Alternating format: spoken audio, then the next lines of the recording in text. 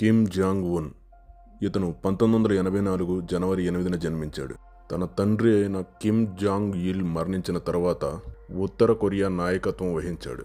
2011 Kim అధికారం చేపట్టిన దగ్గర నుంచి ఉత్తర కొరియా వాళ్ళకి ఆటోమేటిక్గా అర్థమైపోయింది, మనం ఒక క్రూరుడి చేతిలో పడ్డామని.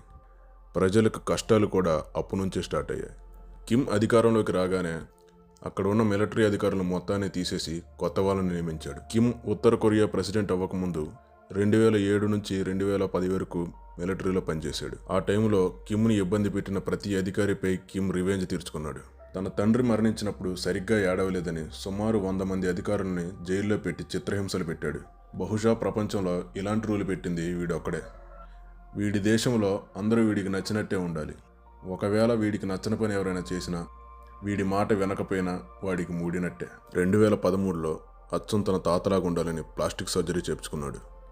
అలాగే జుట్టు డిఫరెంట్ కావాలని డిప్ప కటింగ్ చేయించుకున్నాడు. తన దేశంలో మగవాళ్ళందరూ డిప్ప కటింగ్తోనే ఉండాలని ఒక రూల్ పెట్టాడు. అలాగే 28 రకాల డిప్ప కటింగ్ స్టైల్స్ని సెలూన్ షాపులకు పంపించాడు.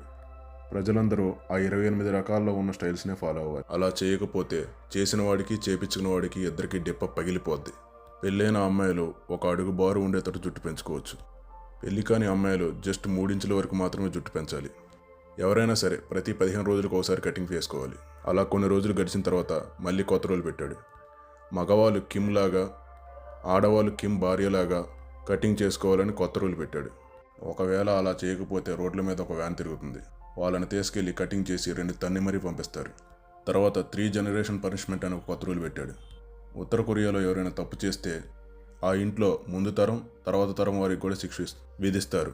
ఉదాహరణకి కొడుకు తప్పు చేస్తే తండ్రికి తాతకి, తండ్రి తప్పు చేస్తే కొడుక్కి తండ్రికి, ఇలా 3 జనరేషన్లు శిక్ష అనుభవించాల్సిందే. కిమ్ మీద తన సొంత మేనమామ రాజకీయ కుట్రలు చేస్తున్నాడని అనుమానంతో తన మేనమామతో పాటు మరికొంతమందిని ఖాళీ గ్రౌండ్కి తీసుకెళ్లి ఆకలితో ఉన్న 120 కుక్కలకి ఆహారంగా వేశాడు. ఆ వేట కుక్కలు వాళ్ళని పీక్కొని తింటుంటే వీడు మాత్రం మందేస్తూ ఎంజాయ్ చేశాడు. శత్రుశేషం ఉండకూడదని వాళ్ళ మేనమామ భార్యని, వాళ్ళ పిల్లలని మరియు 7 కుటుంబాలకి విషం పెట్టి చంపేశాడు. వీడి దేశంలో రూల్స్, లా అండ్ ఆర్డర్స్ ఏమీ ఉండవు. వీడు పెట్టిందే రూల్. వాడికి నచ్చకపోతే స్వయంగా వాడే దగ్గరుండి చంపేస్తాడు. దగ్గర లేకపోతే చంపకుండా వదిలేస్తారేమని భయం. ఉత్తర కొరియాలో కేవలం కిమ్కి సంబంధించిన టీవీ ఛానల్ మాత్రమే ఉంటుంది. ఆ ఛానల్లో 24 గంటలు వీడు మంచోడని భజన చేస్తూ ఉంటారు. అక్కడ ఇంటర్నెట్ కేవలం కొన్ని లిమిటెడ్ కంపెనీస్ మాత్రమే ఉంటుంది. ఆండ్రాయిడ్ ఫోన్స్ అస్సలు ఉండవు. నార్త్ కొరియా అనేది ఒక నాస్తిక దేశం. ఆ దేశంలో ఏ మతాన్ని ప్రోత్సహించరు. ఏ మతం వారైనా సరే కిమ్ మామనే దైవంగా కొలవాలి. అంతేకాదు, తను ఒక బుక్ కూడా రిలీజ్ చేశాడు.